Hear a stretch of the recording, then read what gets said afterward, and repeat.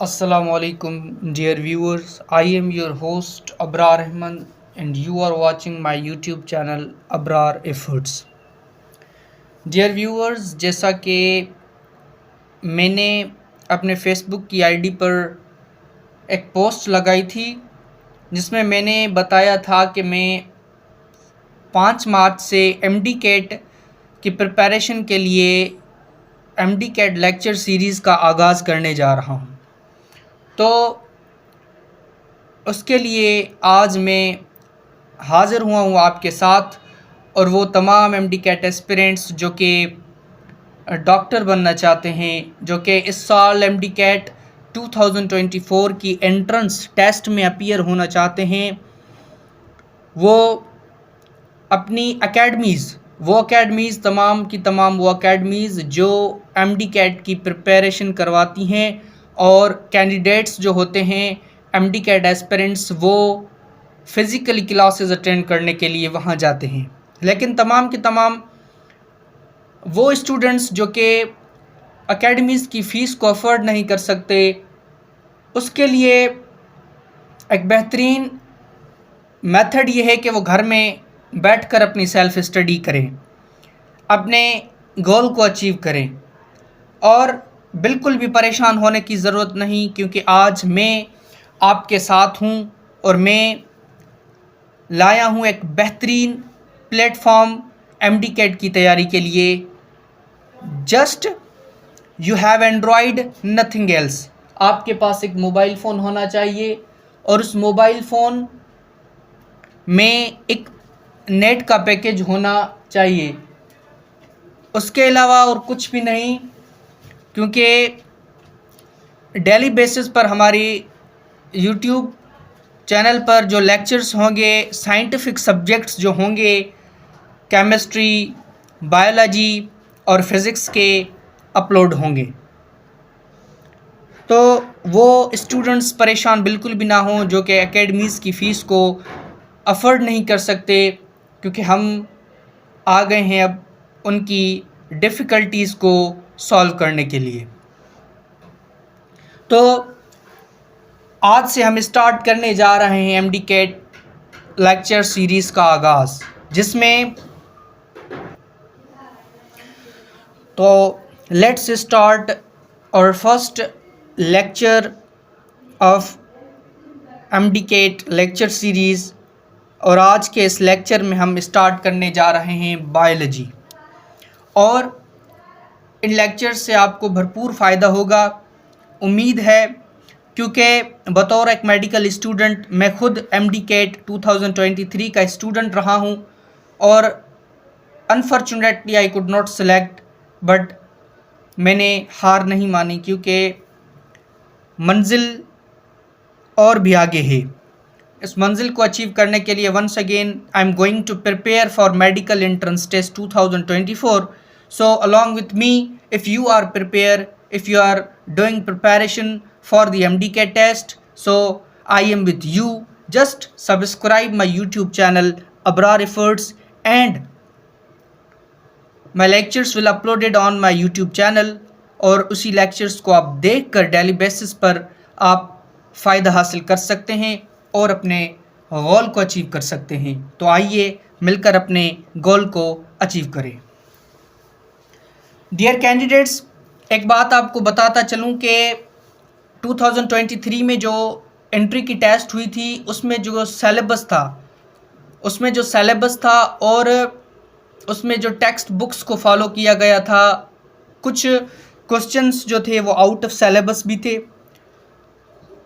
और उसमें जो क्वेश्चंस आए गए थे वो केमिस्ट्री फर्स्ट ईयर इंटर, उसके बाद फिज़िक्स और जो बायोलॉजी थी, ये तीनों साइंटिफिक सब्जेक्ट्स जो थे old chemistry, old physics and old biology से लिए गए थे, जो कि बहुत ही सालों से चली आ रही थी। लेकिन 2024 में वो स्टूडेंट्स जो एमडी कैट की एंट्रेंस टेस्ट देंगे, उनको जो सिलेबस फॉलो करना होगा वो न्यू बुक पढ़ना होगा। यानी ये केमिस्ट्री की जो 2022 के एडिशन है, 2022 2 की जो एडिशन होगी वो फॉलो करनी पड़ेगी। और उसके साथ साथ बायोलॉजी को भी आप बायोलॉजी की जो एडिशन है वो भी आपको 2022 की फॉलो करनी पड़ेगी। उसके साथ साथ आपकी बाकी रहती है फ़िज़िक्स।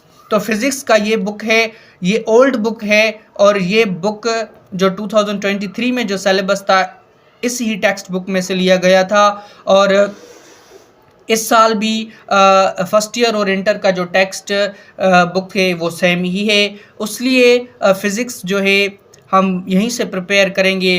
और बाकी जो बायोलॉजी और केमिस्ट्री का पोर्शन है वो हम जो है 2022 की जो टेक्स्ट बुक बोर्ड के टेक्स्ट्स हैं हमारे, उनको हम फॉलो करेंगे।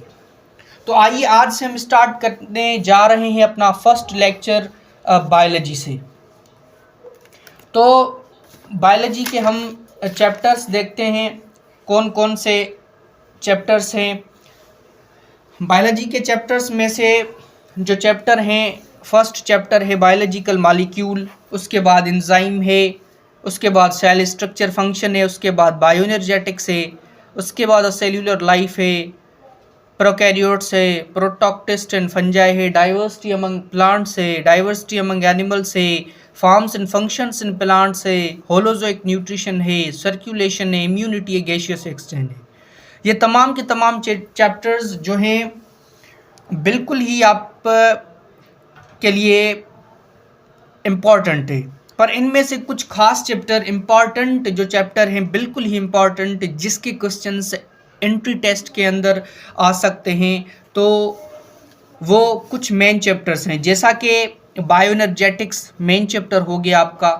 उसके अलावा circulation, immunity, gaseous exchange, biological molecule, ठीक है, सेल्यूलर लाइफ, ये मेन चैप्टर्स हैं जो कि आपके एंट्री टेस्ट में इनके क्वेश्चंस टच होते हैं। तो आज हम स्टार्ट करने जा रहे हैं चैप्टर नंबर 1 से, बायोलॉजिकल मॉलिक्यूल्स। बाकी बायोलॉजी का इंट्रोडक्शन तो आपने पढ़ा होगा, उसकी ब्रांचेस भी पढ़ी होंगी, तो हमने सोचा क्यों ना हम चैप्टर से ही स्टार्ट करें। बायोलॉजिकल मॉलिक्यूल का जो चैप्टर है उससे ही हम अपनी लेक्चर का आगाज़ करें। तो चैप्टर नंबर 2 है बायोलॉजिकल मॉलिक्यूल, बल्कि चैप्टर नंबर 1 है। As I prepared such type of notes in 2023 while I was preparing for the MDCAT test। ये मेरे लिखे गए हैं पुराने टेक्स्ट बुक से, और पुराने टेक्स्ट बुक में जो था वो बायोलॉजिकल मॉलिक्यूल था, सेकंड चैप्टर था, लेकिन जो न्यू एडिशन है 2022 में आई थी, जो इस साल बच्चे MDCAT में अपीयर होंगे उनके लिए जो होगा वो biological molecule as first chapter होगा बायोलॉजी के टेक्स्ट बुक में। तो बायोलॉजिकल मॉलिक्यूल्स का चैप्टर है। तो बायोलॉजिकल मॉलिक्यूल्स में जो पहले लिखा हुआ है वो लिखा हुआ है बायोकेमिस्ट्री के बारे में। आप देख रहे होंगे इंट्रोडक्शन ऑफ बायोलॉजिकल मॉलिक्यूल्स, उसके अलावा इम्पॉर्टेंस ऑफ वाटर मॉलिक्यूल्स, उसके अलावा जो हमारे मैक्रो मॉलिक्यूल्स है, carbohydrates, proteins, lipids, nucleic acid और कॉन्जुगेटेड मॉलिक्यूल्स, ये तमाम के तमाम मेजर कॉन्सेप्ट्स हैं जिसके MCQs बनेंगे। अब बायोलॉजिकल मॉलिक्यूल्स होते क्या हैं? वैसे तो हम केमिस्ट्री के अंदर बहुत सारे मॉलिक्यूल्स पढ़ते हैं, एलिमेंट्स पढ़ते हैं, लेकिन कुछ बायो मॉलिक्यूल्स होते हैं, बायो मॉलिक्यूल्स होते हैं। और बायोलॉजिकल मॉलिक्यूल्स का मतलब यही है कि ऐसे मॉलिक्यूल्स जो आपकी लाइफ में इम्पॉर्टेंट हो। यानी अगर बात की जाए बायोलॉजिकल की, तो जो बायोलॉजिकल है वो कहता है स्टडी ऑफ लाइफ, यानी ऐसे मॉलिक्यूल्स जो आपकी लाइफ को बनाएं, या ऐसे कहें कि जो आपकी लाइफ को क्या करें, बिल्ड करें। क्योंकि एक ऑर्गेनिज्म होता है, उस ऑर्गेनिज्म की जो बुनियाद होती है वो होती है एक सेल। ठीक है, सेल ऑर्गेनिज्म की बुनियाद होती है और सेल मिलकर क्या बनते हैं, टिश्यू बनते हैं। टिश्यू मिलकर आर्गन, और आर्गन मिलकर सिस्टम, और सिस्टम मिलकर क्या बनते हैं, पूरा पूरा का पूरा एक ऑर्गेनिज्म बन जाता है। तो बायोलॉजिकल मॉलिक्यूल्स बेसिकली वो मॉलिक्यूल्स हैं जो हमारी बॉडी को बनाने में बहुत ही अहम रोल प्ले करते हैं। और बायोलॉजिकल मॉलिक्यूल को पढ़ने के लिए हमें एक बायोलॉजी की ब्रांच को समझना लाजमी होगा, जो कि ब्रांच है बायोकेमिस्ट्री। अब बायोकेमिस्ट्री क्या है? बायोलॉजिकल मॉलिक्यूल्स वो मॉलिक्यूल थे जो आपकी लाइफ में बहुत ही, उनका जो रोल था वो इम्पॉर्टेंट रोल अदा करते हैं बायोलॉजिकल मॉलिक्यूल्स। और वो कौन से होते हैं वो आगे हम डिटेल में पढ़ेंगे। सबसे पहले मैं आपको इंट्रोडक्शन करवाता चलूँ बायोकेमिस्ट्री के बारे में। अब बायोकेमिस्ट्री का मतलब क्या है?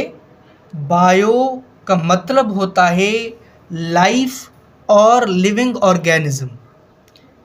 ठीक है, और बायोकेमिस्ट्री का मतलब होता है chemical components of living organism.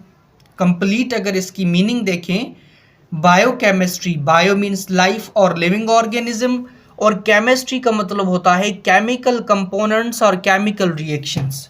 क्योंकि केमिस्ट्री के अंदर तो हम ऑलमोस्ट केमिकल रिएक्शन की बात करते हैं। तो केमिकल रिएक्शन जो हमारी बॉडी के अंदर परफॉर्म किए जा रहे हों उनको हम कहते हैं बायोकेमिस्ट्री, उनकी स्टडी को हम कहते हैं बायोकेमिस्ट्री। तो अब इसकी डेफिनेशन क्या होगी? ये थी डेरिवेशन। क्योंकि किसी भी ब्रांच को, अगर किसी भी सब्जेक्ट को आप पढ़ते हैं तो उनकी दो चीज़ें होती हैं, एक होती है डेरिवेशन, एक होती है डेरिवेशन, दूसरी होती है डेफिनेशन। अब डेरिवेशन क्या थी? डेरिवेशन ये थी कि जो वर्ड है, यानी जो वर्ड है बायो, ठीक है, ग्रीक वर्ड बायो से लिया गया जिसकी माना लाइफ है। ठीक है, क्योंकि जैसे हम साइंस में पढ़ते हैं कि जो वर्ड साइंस है वो Latin from the Greek word, from the Latin word scientia which means knowledge. Science की डेरिवेशन है ये, यानी ये जो वर्ड है वो कहाँ से ड्राइव किया गया है और इसकी डेफिनेशन क्या है। तो ये क्या है? बायोकेमिस्ट्री की एक डेरिवेशन है कि कहाँ से ड्राइव किया गया और उसकी मीनिंग क्या है। उसके बाद है बायोकेमिस्ट्री की डेफिनेशन। बायोकेमिस्ट्री की डेफिनेशन बताती है स्टडी ऑफ केमिकल कंपोनेंट्स और chemical reactions in living organism. ठीक है, यानी स्टडी ऑफ केमिकल कंपोनेंट्स और chemical reactions in living organisms, और study of biochemical basis of life. यानी लिविंग ऑर्गेनिजम्स में केमिकल रिएक्शन की स्टडी करने वाली ब्रांच को हम बायोकेमिस्ट्री कहते हैं। यानी जो भी हमारी बॉडी के अंदर मेटाबॉलिक रिएक्शन परफॉर्म होते हैं तो उन रिएक्शन को परफॉर्म करने के लिए या उन रिएक्शंस को समझने के लिए बायो के अंदर, यानी लाइफ के अंदर, उन रिएक्शंस को समझने के लिए कौन से रिएक्शंस, जो केमिकल रिएक्शंस हमारी इनसाइड द बॉडी हो रहे हैं, उनको समझने के लिए हमें बायोकेमिस्ट्री की हेल्प लेनी पड़ती है। यानी कि स्टडी ऑफ केमिकल कंपोनेंट्स और chemical reactions in living organisms is known as biochemistry. यानी बायोलॉजिकल मॉलिक्यूल्स की स्टडी के लिए हमें बायोकेमिस्ट्री को पढ़ना होगा। और बायोकेमिस्ट्री का मतलब ये होता है कि जो केमिकल रिएक्शंस परफॉर्म होते हैं हमारी बॉडी के अंदर, उसकी स्टडी को हम बायोकेमिस्ट्री कहते हैं। ठीक है, ये होता है बायोकेमिस्ट्री का कॉन्सेप्ट।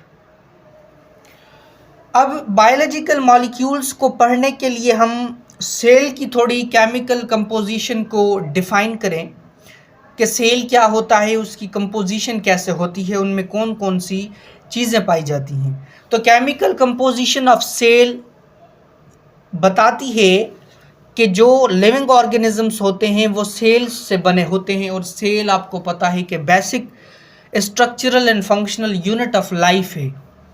ठीक है, फॉर एग्जांपल ये आपका एक सेल है, ये आपका एक क्या है, सेल है, और उस सेल में क्या मौजूद होता है, न्यूक्लियस मौजूद होता है, साइटोप्लाज्म होता है और प्लाज्मा मेम्ब्रेन होती है। ठीक है, ये क्या है, सेल इन चीज़ों से बना होता है, प्लाज्मा मेम्ब्रेन से, साइटोप्लाज्म से और न्यूक्लियस से।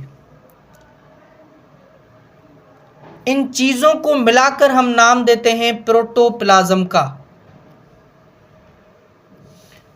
ठीक है, इन चीज़ों को मिलाकर हम नाम क्या देते हैं, प्रोटोप्लाज्म का। प्रोटोप्लाज्म क्या होता है, प्रोटोप्लाज्म हम कहते हैं living part material of the cell, यानी living part material of cells is called protoplasm. यानी सेल्स, लिविंग ऑर्गेनिज्म सेल्स का बना होता है। सेल्स में कौन सी चीज़ें इंपॉर्टेंट होती है, मेन चीज़ें जो होती हैं, प्लाज्मा मेम्ब्रेन होती हैं, साइटोप्लाज्म होता है और न्यूक्लियस, जिनसे सेल बना होता है। फर्दर साइटोप्लाज्म के अंदर कौन कौन से ऑर्गेनेल होते हैं वो फर्दर हम इस चैप्टर के सेल वाले चैप्टर में जो है इसको डिटेल में पढ़ेंगे। तो ये होता है प्रोटोप्लाज्म, यानी it is living part material of cells. अब इसको लिविंग पार्ट क्यों कहा गया है, पॉइंट शुड बी नोटेड, क्योंकि यहाँ पर सेल वॉल का जिक्र नहीं हो रहा, सेल वॉल को हम स्टडी नहीं कर रहे।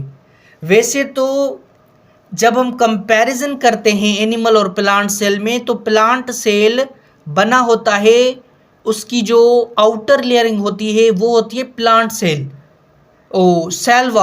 सेल वॉल जो होती है ना, वो लिविंग पार्ट नहीं होती सेल की, वो होती है नॉन लिविंग पार्ट।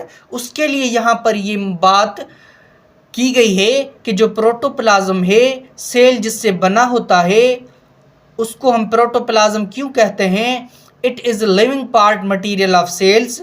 सेल्स में ये तीनों जो हैं एक लिविंग पार्ट मटेरियल का रोल प्ले करते हैं। यानी सेल के, अगर आपसे एमसीक्यूज पूछा जाए कि which one of the following is a living part material of cells, उसमें प्लाज्मा मेम्ब्रेन भी हो, साइटोप्लाज्म भी हो, न्यूक्लियस भी हो और सेल वॉल भी दिया गया हो, तो आपसे पूछा जाए यहाँ पर इनकरेक्ट कौन सा होगा, कि सेल वॉल का ऑप्शन इनकरेक्ट होगा, क्योंकि वो लिविंग पार्ट मटेरियल सेल का नहीं है, वो नॉन लिविंग पार्ट है। ठीक है, अब प्रोटोप्लाज्म को फर्दर हम स्टडी करें तो प्रोटोप्लाज्म हम सेल के उस टोटली पोर्शन को कहते हैं जिसमें प्लाज्मा मेम्ब्रेन हो, साइटोप्लाज्म हो और न्यूक्लियस हो। उसमें तकरीबन 70 से 90% वाटर सेल में मौजूद होता है। कितनी, 70 से 90%। और कहा जा रहा है अगर हम उसी वाटर को एवापोरेट कर दें, उसी वाटर को उसी सेल से निकाल दें तो उसका जो रिमेनिंग मास होगा उसको हम कहते हैं ये ड्राई वेट ऑफ सेल है। ड्राई वेट ऑफ सेल की केमिकल एनालिसिस करते हैं तो हमें पता चलता है कि इसमें कार्बन कंटेनिंग कंपाउंड्स मौजूद होते हैं, जिसको हम ऑर्गेनिक मॉलिक्यूल्स बोलते हैं, जिसको हम क्या बोलते हैं, ऑर्गेनिक मॉलिक्यूल्स बोलते हैं। और ऑर्गेनिक मॉलिक्यूल क्या होते हैं ये भी आपको मैं बताऊंगा। जी हाँ, तो ऑर्गेनिक मॉलिक्यूल्स जो कि हमने पढ़ा कि जो dry weight of the cell होता है उसकी हमने केमिकल एनालिसिस की तो हमें पता चला कि इसमें ऑर्गेनिक कंपाउंड्स मौजूद होते हैं, उन पर ये मुश्तमिल होता है, और उसको हमने कहा वो ऑर्गेनिक कंपाउंड्स होते हैं, यानी ऑर्गेनिक मॉलिक्यूल्स होते हैं। और अब हमें समझना होगा कि बेसिकली बायोकेमिकल्स क्या होते हैं, बायोकेमिकल्स होते क्या हैं। बायोकेमिस्ट्री की डेफिनेशन को हमने समझा, उसमें केमिकल रिएक्शंस का जिक्र आया, और अब हम बायोकेमिकल्स को पढ़ने जा रहे हैं। बायोकेमिकल्स क्या होते हैं, जिसको हम अदर वर्ड्स में बायोमॉलिक्यूल्स या बायोलॉजिकल मॉलिक्यूल्स का नाम देते हैं, जो कि इस चैप्टर का नाम है। ठीक है, तो compounds produced by living organisms और compound or molecule found in bodies of living organism is known as biomolecules or biological molecules। Same बात, सेम थिंग रिपीट हुई है कि वो कंपाउंड, वो मॉलिक्यूल जो हमारी बॉडी में, लिविंग ऑर्गेनिजम्स की बॉडी में प्रोड्यूस हो, उसको हम बायो मॉलिक्यूल्स बोलते हैं। ठीक है, अब मॉलिक्यूल्स को क्लासीफाई किया गया है बेसिकल दो बेसिस पर। फर्स्ट उसकी बेसिस ऑफ कंपोजिशन, सेकंड उसकी बेसिस ऑफ मॉलिक्यूलर वेट। अब on the basis of composition की बात की जाए तो मॉलिक्यूल्स दो किस्म के होते हैं, एक होते हैं ऑर्गेनिक मॉलिक्यूल, दूसरे होते हैं इनऑर्गेनिक मॉलिक्यूल्स। ऑर्गेनिक मॉलिक्यूल्स कौन से होते हैं, वो मॉलिक्यूल्स जिसमें कार्बन और हाइड्रोजन साथ में लिंक्ड हो, जैसा कि एग्जांपल में है proteins, carbohydrate, lipids and nucleic acid. These are all organic molecules. ये वो तमाम के तमाम मॉलिक्यूल्स हैं जो के ऑर्गेनिक हैं, और इसमें जो कार्बन होता है वो हाइड्रोजन, डायरेक्टली हाइड्रोजन से लिंक्ड होता है, उसके लिए हम इसको बोलते हैं ऑर्गेनिक मॉलिक्यूल। जैसे कि ऑर्गेनिक केमिस्ट्री के अंदर हमने पढ़ा है कि ऑर्गेनिक केमिस्ट्री में वो कंपाउंड पाए जाते हैं जिसमें हम किसकी स्टडी करते हैं, हम स्टडी करते हैं उन कंपाउंड्स की जो कार्बन से डायरेक्टली हाइड्रोजन अटैच हो, तो उसको हम ऑर्गेनिक कंपाउंड बोलते हैं। सेम थिंग यहाँ पर भी ऐसे है, ऑर्गेनिक मॉलिक्यूल वही होते हैं जो कार्बन के साथ जिसमें हाइड्रोजन लिंक्ड हो, वो तमाम के तमाम मॉलिक्यूल कहलाएंगे ऑर्गेनिक मॉलिक्यूल। उसके अलावा organic molecule, inorganic molecule, very simple. Inorganic molecules में कभी भी कार्बन हाइड्रोजन के साथ कनेक्ट नहीं होता, साथ नहीं होता, बॉन्डेड नहीं होता। ठीक है, जैसे कि वाटर की अब अगर बात करेंगे तो वाटर बना होता है हाइड्रोजन और ऑक्सीजन से।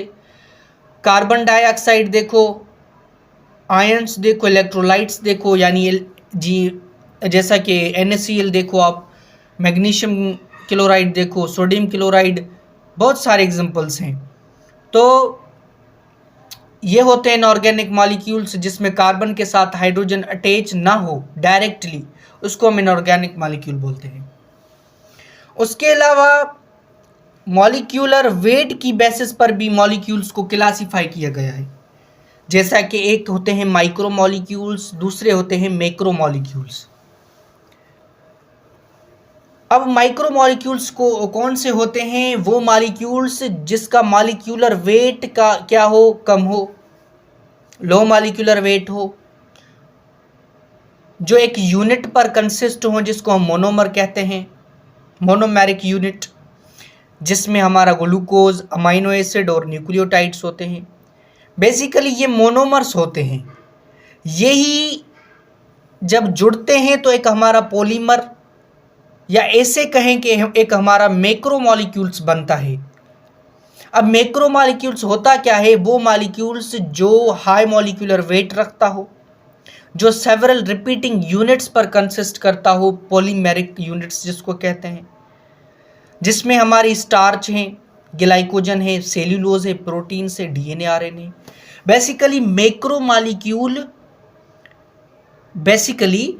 मॉलिक्यूल्स जो बनते हैं वो माइक्रो मॉलिक्यूल्स की वजह से बनते हैं। अगर माइक्रो मॉलिक्यूल ना हो तो मैक्रो मॉलिक्यूल का तो वजूद ही नहीं रहेगा, क्योंकि जब सेल ई ना हो तो टिश्यू कैसे बनेंगे, टिश्यू नहीं होगी तो ऑर्गन कैसे बनेगा, ऑर्गन नहीं होंगे तो सिस्टम कैसे बनेगा। तो ऐसे ही माइक्रोमोलिक्यूल्स जब नहीं होंगे तो मैक्रोमोलिक्यूल्स कैसे बनेंगे। अब जब ग्लूकोज ही नहीं होगा तो स्टार्च की प्रोडक्शन कैसे होगी, ग्लाइकोजन कैसे बनेगा। अब जब अमाइनो एसिड ही नहीं होगा तो प्रोटीन्स कैसे बनेंगे, क्योंकि प्रोटीन का जो मोनोमर है, जो छोटे छोटे यूनिट्स जब आपस में मिलते हैं, अमाइनो एसिड्स जब आपस में मिलते हैं तो प्रोटीन्स बनाते हैं। ग्लूकोज जब मिलते हैं तो स्टार्च और ग्लाइकोजन बनाते हैं, और जब न्यूक्लियोटाइड्स आपस में मिलते हैं तो डीएनए और आरएनए को बनाते हैं।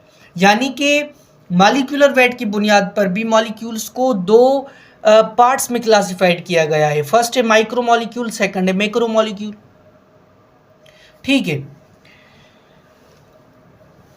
ठीक है, ये एग्जांपल्स आपको याद रखने होंगे कि कौन से माइक्रो मॉलिक्यूल है, कौन से मैक्रो मॉलिक्यूल है, और कौन सा मैक्रो मॉलिक्यूल किस वाले माइक्रो मॉलिक्यूल से बना हुआ है, यानी कौन सा पॉलीमर है। यानी एमसीक्यूज में आपको दिया जाएगा कि नीचे दिए गए यानी पॉलीमर्स दिए जाएंगे, आपको उनमें से बताना होगा कि कौन सा मोनोमर है, या कोई भी पॉलीमर आपको देकर पूछेगा कि इसका मोनोमर क्या होता है, यानी बेसिक यूनिट क्या होता है जिनसे ये बना है। तो एक एमसीक्यूज आपके साथ है, बल्कि दो। एक एमसीक्यूज है कि which of the following is monomeric, यानी मोनोमेरिक यूनिट्स कौन सा है।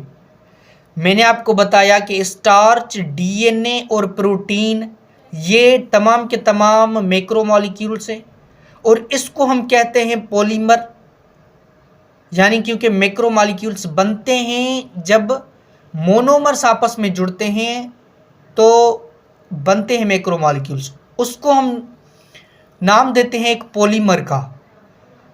और यहाँ पर पूछा गया है कि मोनोमर कौन सा है, तो मोनोमर है हमारा न्यूक्लियोटाइड्स। जैसा कि मोनोमर्स को हम मैक्रोमोलिक्यूल्स का नाम दें, न्यूक्लियोटाइड मोनोमर है, उसका पॉलीमर होगा डीएनए। तो यहाँ पर करेक्ट ऑप्शन क्या होगा, न्यूक्लियोटाइड्स, जो कि एक मोनोमर है। बाकी तमाम के तीन ऑप्शंस जो होंगे वो पॉलीमर होंगे। उसके अलावा सेकंड एमसीक्यूज है विच one of the conjugated molecules. अब कॉन्जुगेटेड मॉलिक्यूल्स का कॉन्सेप्ट क्या होता है, जब भी दो मैक्रो मॉलिक्यूल्स आपस में जुड़े हों उसको हम कहते हैं ये हमारे कॉन्जुगेटेड मॉलिक्यूल्स हैं। मिसाल के तौर पर ऑप्शन नंबर फर्स्ट है ग्लाइकोप्रोटीन्स। ग्लाइकोप्रोटीन्स का मतलब ये होता है कि कार्बोहाइड्रेट और प्रोटीन की कॉम्बिनेशन होती है, उसको हम कहते हैं ये भी कॉन्जुगेटेड मॉलिक्यूल है। कॉन्जुगेटेड का मतलब होता है कि दो मॉलिक्यूल आपस में लिंक्ड हों, जुड़े हुए हों। ग्लाइकोप्रोटीन्स कॉन्जुगेटेड मॉलिक्यूल से, ग्लाइकोलिपिड्स जिसमें कार्बोहाइड्रेट और लिपिड मौजूद हों। उसके अलावा लिपोप्रोटीन्स, लिपोप्रोटीन यानी कि तमाम की तमाम वो साइटोप्लाज्मिक ऑर्गेनेल्स की जो मेम्ब्रेन होती है वो लिपोप्रोटीन से बनी होती हैं, यानी वो भी क्या है, लिपिड और प्रोटीन का कॉम्बिनेशन रखती हैं। उसके अलावा ऑप्शन है न्यूक्लियो प्रोटीन, जिसमें न्यूक्लियस के साथ प्रोटीन मौजूद होती हैं। ठीक है, ये तमाम के तमाम जो ऑप्शन है वो करेक्ट हैं। उसके लिए ऑप्शन करेक्ट क्या होगा, ऑल ऑफ दीज, यानी which one of the conjugated molecules, these are all the conjugated molecules. ठीक है, तो ये था आज का लेक्चर जिसमें हमने ज़िक्र किया बायोलॉजिकल मॉलिक्यूल्स का और उसके इंट्रोडक्शन को पढ़ा, इंट्रोडक्शन टू बायोकेमिस्ट्री, और on the basis of composition on the basis of composition molecules के टाइप पढ़े, और on the basis of molecular weight पर हमने मॉलिक्यूल्स की स्टडी की, उसको पढ़ा, और हमने एक दो एमसीक्यूज भी सॉल्व किया आज के लेक्चर के अंदर। इंशाल्लाह इन नेक्स्ट लेक्चर हम पढ़ेंगे कि जो बायोमॉलिक्यूल्स होते हैं वो कितनी कितनी परसेंटेज में, पूछा जाता है कितनी कितनी परसेंटेज में मौजूद होते हैं, स्पेशली बैक्टीरियल सेल के अंदर और मैमलियन सेल के अंदर, यानी प्रोकैरियोटिक एंड यूकैरियोटिक सेल के अंदर वेरिएशन बतानी पड़ती है कि कौन कितने परसेंट बायोमॉलिक्यूल्स मौजूद होते हैं। ठीक है, तो आज के इस लेक्चर की बाद मैं इजाज़त लेना चाहूँगा। अगर आपको मेरा लेक्चर पसंद आया हो और आपको लेक्चर पसंद आया हो तो हमारे चैनल को सब्सक्राइब करें, बेल आइकन को क्लिक करें ताकि आने वाली हर न्यू वीडियो की नोटिफिकेशन आप तक पहुंच सके। ऐसे ही लेक्चर्स केमिस्ट्री के और फिज़िक्स के भी अपलोड होंगे हमारे चैनल पर। इंशाल्लाह हमसे कनेक्ट रहिए। So thanks for watching. अल्लाह हाफ़िज़।